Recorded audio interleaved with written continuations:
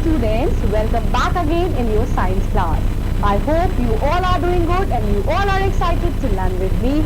I'm back again with another new chapter, and the chapter is chapter number 5, Conservation of Plants and Animals. So here, my dear students, we are going to study about how we can conserve, हम कैसे पेड़ पौधे जो हमारे जानवर हैं हम उनकी सुरक्षा रक्षा कैसे कर सकते हैं, कैसे उन्हें अपने आने वाले जनरेशंस के लिए बचा सकते हैं. Now let's start the chapter.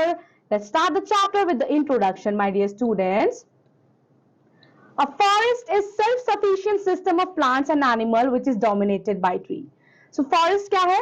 Forest एक self-sufficient system है plants and animals का, जो किसके द्वारा dominated है बच्चों? Dominated है पेड़ द्वारा. Forest में almost 80% there are trees. Forest are natural wealth, और जो फॉरेस्ट है वो हमारी नेचुरल वेल्थ है, हमारी प्राकृतिक खजाना है जो हमें प्रकृति ने दिया है. Forest is a family balance environment in which cell living things, plants and animals successfully interact and are interdependent. My dear students, forest एक ऐसी चीज है जो बैलेंस करती है हमारे एनवायरनमेंट को, cell living plants को और animals को. Plants and animals maintain the ecological balance. सब चीज का बैलेंस होना लाइफ में बहुत ज्यादा जरूरी है और इसी तरह से एनवायरनमेंट को बैलेंस करता है हमारा forest. The rich varieties of plants and animals have a strong relationship with their habitat. My dear students, जो rich variety of plants and animals हैं उनकी strong bond होती है अपने habitat के साथ जहां वो रहते हैं.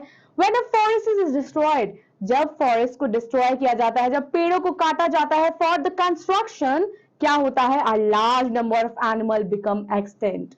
Large number of that rich animals वो क्या हो जाते हैं? वो धीरे धीरे करके गायब होने लगते हैं क्योंकि उनका habitual जो उनका habitat है वो अब जा चुका होता है, वो कट चुका होता है. So to conserve the habitat of range and endangered animals and plants is necessary to protect the forest. My dear students, here some new terms are given to you जो हम अपने chapters में अभी पढ़ेंगे, and the terms are biodiversity, biosphere reserve, deforestation, endangered species, endemic species, fauna, flora, migration, national park, red data book, reforestation, sanctuary and wildlife. The earth is full of life. No one knows exactly the varieties of living organisms existing on the earth.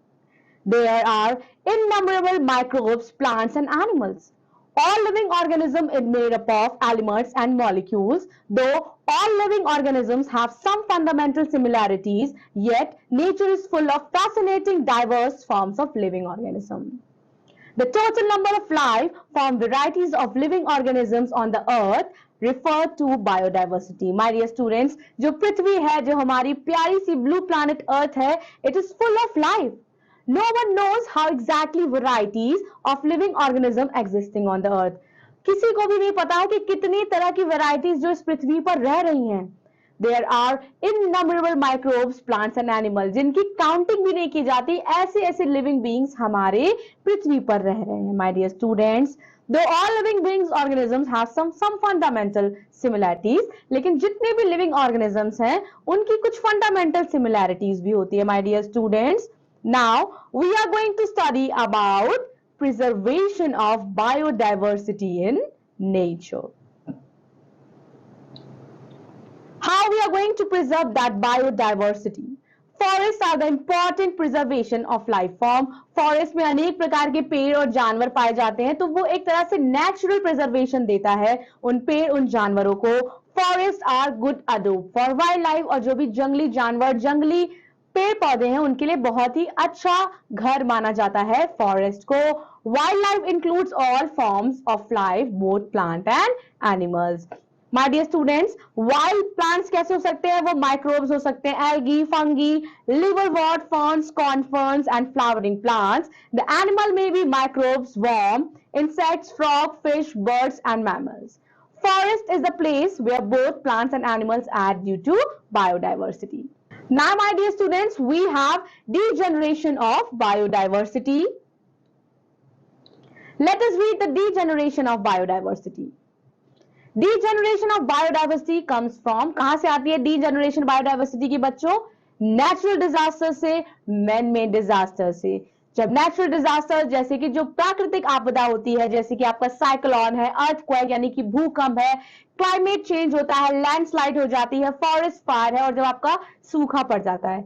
लेकिन man made disasters क्या होती है बच्चों? Deforestation, जो पेड़ की कटाई हो रही है, changes in land use patterns and growth in human populations and urbanisation. जैसे जैसे पेड़ कट रहे हैं, लोग अर्बन सिटीज में आना ज्यादा प्रेफर कर रहे हैं, एनर्जी का कंजप्शन हो रहा है, उसका इमिशन हो रहा है, and the most important thing, जब इतनी जनसंख्या रहेगी तो पॉल्यूशन भी होगा ही।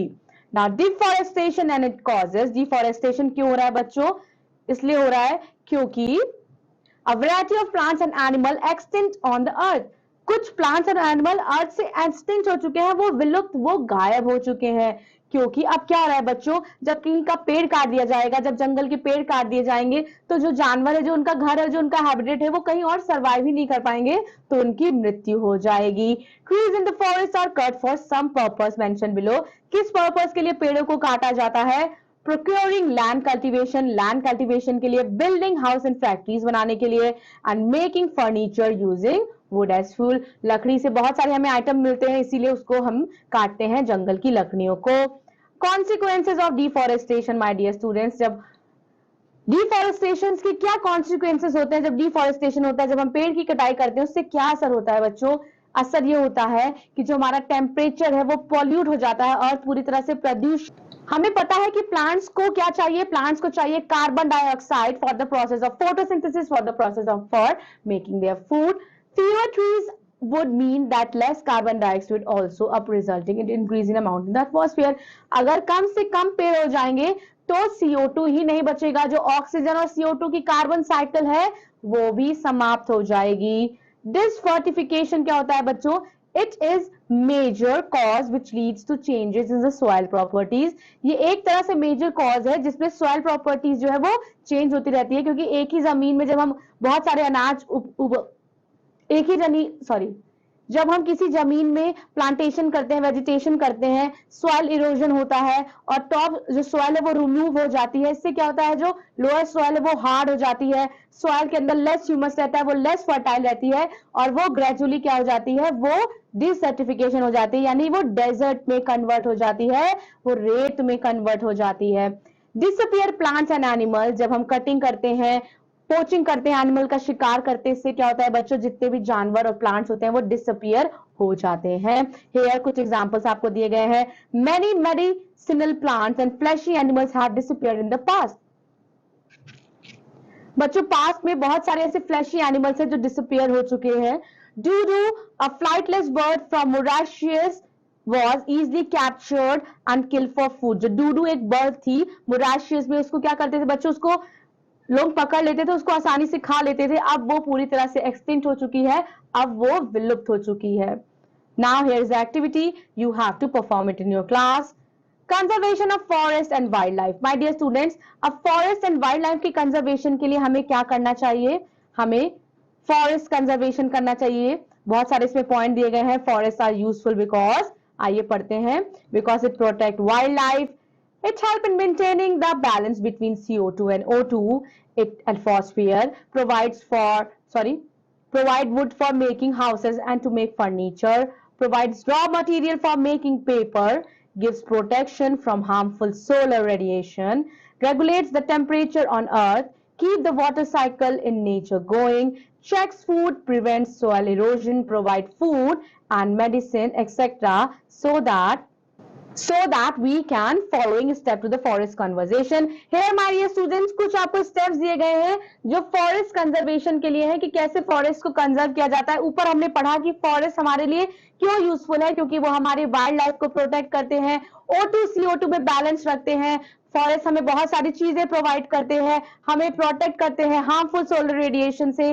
टेम्परेचर ऑफ अर्थ को रेगुलेट करते हैं, और बहुत सारी चीजें जो है फॉरेस्ट हमारे लिए करते हैं। हमें क्या करना चाहिए? प्लान हार्वेस्टिंग, हार्वेस्टिंग सही से प्लान करनी चाहिए। स्टॉप डिफॉरेस्टेशन, पेड़ को नहीं काटना चाहिए।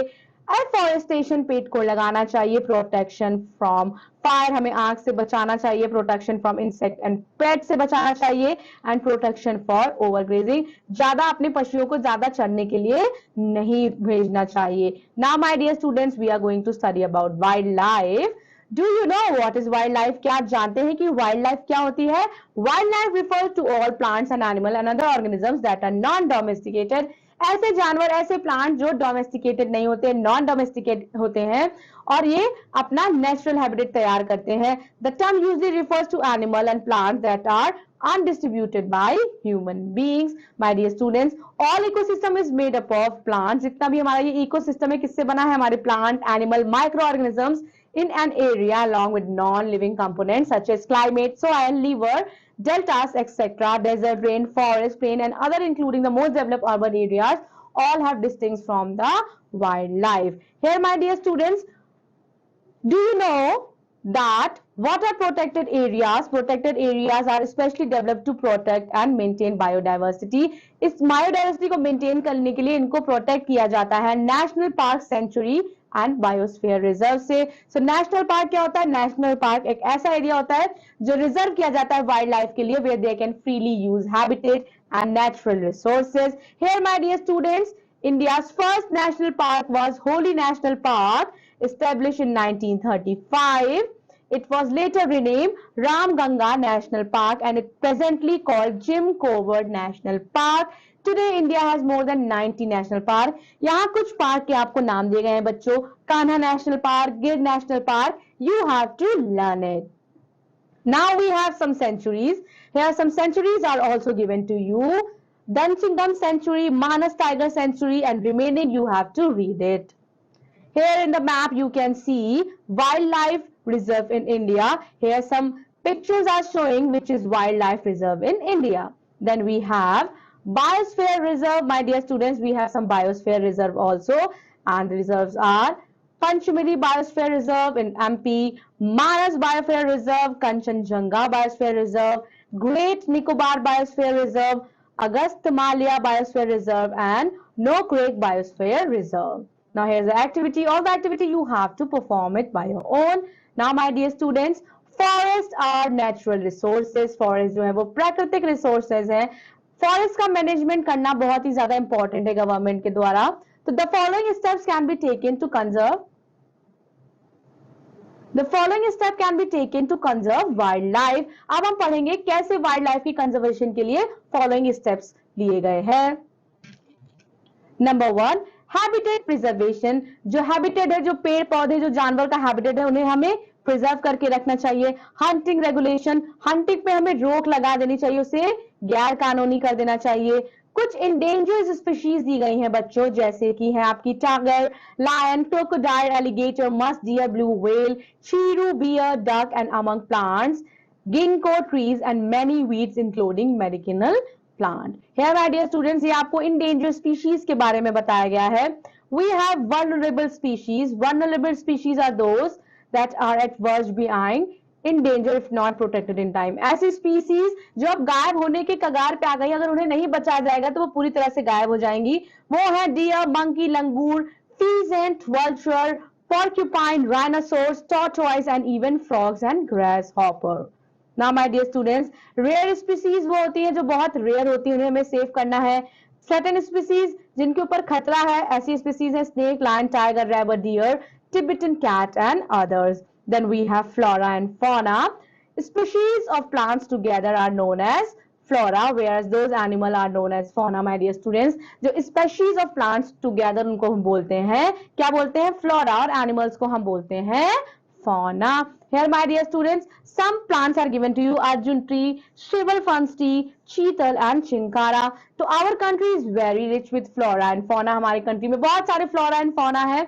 Plant provide food for us and for animals. हमको ये बात पता है कि जो पेड़ है वो हमें और जानवरों दोनों को ही खाना देते हैं. तो यहाँ कुछ आपको जानवर दिए गए हैं: sal, teak, mango, jamun, silver, ferns, arjun. ये सारे क्या है बच्चों? ये एग्जांपल्स हैं fauna of Pachmarhi biosphere reserve के. Then we have some another species also. We have activities. You have to identify the flora and fauna are in the list them. Now my dear students, endemic species. अब endemic species ऐसी species होती हैं, ऐसे animals which are found in exclusive in a particular area. ऐसे जानवर जो किसी particular area पे ही पाए जाते हैं. A particular type of animal and plant में be endemic to zone a state to a country, जो कहीं ना कहीं particular place पे ही पाए जाते हैं. Then we have Red Data Book. Now what is Red Data Book? This is the source book which keeps all record of endangered animal and plants. ये एक ऐसी किताब है जो रिकॉर्ड रखती है. कैसा रिकॉर्ड रखती है? किसका रिकॉर्ड रखती है? ऐसे जानवर और ऐसे प्लांट्स का जो endangered हैं, जो कि खतरे में है. This book is designed to determine the relative risk of extinctions and the main purpose of IUNC Red List catalog and highlighted those species that are listed at critically endangered. So as you can see, यहाँ आपको Red Data Book दिख रही है. यहाँ ऐसी species का नाम लिखा जाता है, ऐसी प्रजातियों का जो खतरे में है, जो विलुप्त होने वाली हैं. Then we have migration. कुछ जानवर ऐसे होते हैं जो अपनी जगह से छोड़ के दूसरी जगह चले जाते हैं. Some animals move to great distance, place from period to time and back to their home after some time. This mass movement of animal is called migration. Then we have types of migrations. जो migrations होता है, जो स्थान अवतरण होता है, जो इधर से उधर जानवर जाते हैं, जैसे कि आपका seasonal होता है, कोई season particular season पे migration होता है, recycling paper migration होता है. Then we have reforestation migration. Activity आपको 6 दी गई है. Children are advised to view Discovery and National Geography channel to learn about wildlife, biodiversity and conservation. Here my dear students, we have completed our chapter. Here some are the points given for summarizing up. हम कुछ points पढ़ेंगे आपके लिए. The total number of life forms on earth are affected as the total number of life forms on earth are referred to as biodiversity. Biodiversity is important for supporting life on earth and also for human race. Natural disaster and human activity result in degeneration of biodiversity, and rest are the summing point which you have to read and which you have to learn by heart. That's all from my end, my dear students. I hope you had fun and enjoyed learning with me. I'll be seeing you in your next science class. Till then, take care of yourself and always plant a tree whenever you get a chance. Thank you so much. Bye-bye.